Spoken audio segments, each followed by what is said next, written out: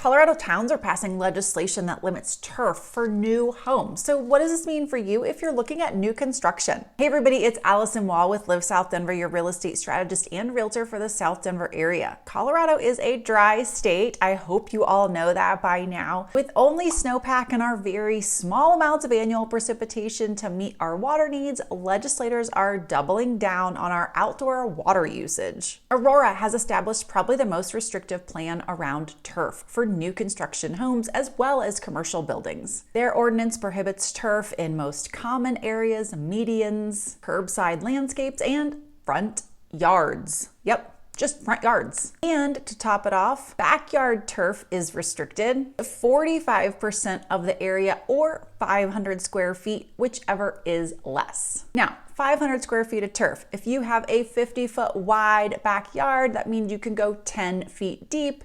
That's not that bad necessarily. So what does 500 square feet of turf look like? It's a roughly 35-foot by 14-foot area of grass. That may be what you're expecting. It may be bigger, it may be smaller, but that's what's allowed in new construction areas or rebuilds. For existing homes, this is not applying. However, if you go into an existing home and they have water-wise landscaping, meaning they've done rocks and mulch and low water need plants, and you wanted to take some of that out and put some turf in because you have pets, you have kids, and you don't like that rocky, non-green, smooth, soft landscaping, Aurora says, nope, not letting you do it. Castle Rock has followed suit to Aurora, though not nearly as restrictively. Their plan heads to final vote in mid-October. New construction homes in Castle Rock will no longer be able to sport turf in their front yards. The town is incentivizing developers with lower development fees and prorated water rates in exchange for also installing Coloradoscape backyards. These backyards, just like in Aurora, are to have no more than 500 square feet of grass coverage. And in Castle Rock, they're defining Coloradoscape as a yard that has at least 75% plant coverage. So what does all this mean for you?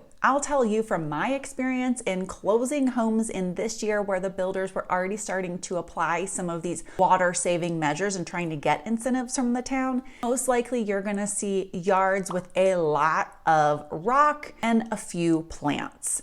So it would be ideal if they started to let you as the buyer landscape your home still complying to these rules, because you could Xeriscape in a much more attractive manner than I think we're gonna see the builders doing. They're gonna go for a very low cost, high efficiency method of meeting these guidelines. And most of the time the builder is not going to do the backyard unless they are really getting a very strong incentive, or if they do get enough incentive, they make it an option.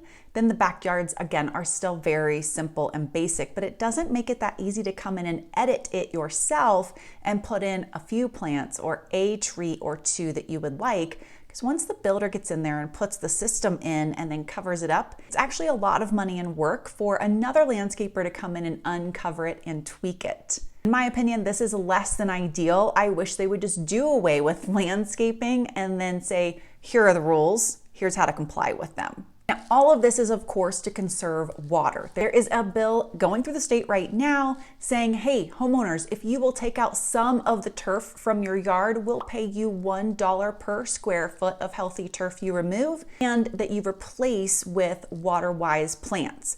They don't want all rocks. They don't want fake turf covering up all of our land. But they do want us to be bringing in turf that is much more water friendly or plants that are more water friendly. While this hasn't gotten through the state yet, there are water districts who are already rebating their customers, and those include the Centennial Water District in Highlands Ranch. They are paying out at $1 per square foot of turf that gets replaced. Castle Rock Water, which covers the entire town of Castle Rock, they are paying out at $1.20 per square foot of turf that gets replaced. And the towns of Aurora and Fort Collins are also on board. Now, each of these districts and towns have their own sets of rules. Some of them you have to go to a class. Some of them you have to do before and after pictures and meet guidelines and submit to boards and have them see your plans.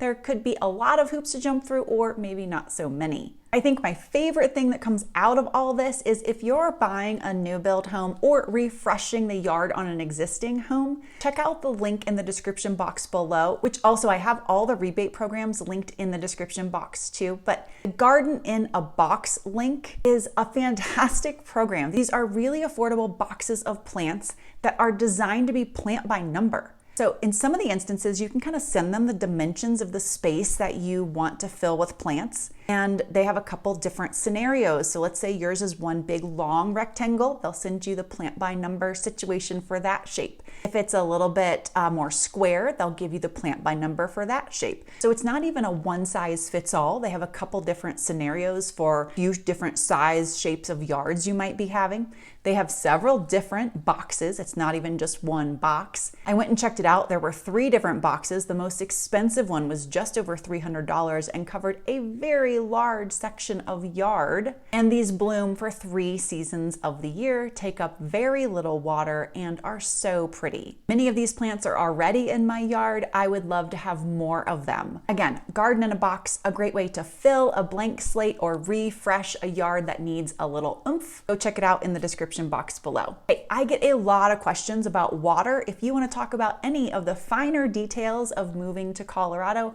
I would always be happy to chat with you. Please reach out, and I will see y'all next week.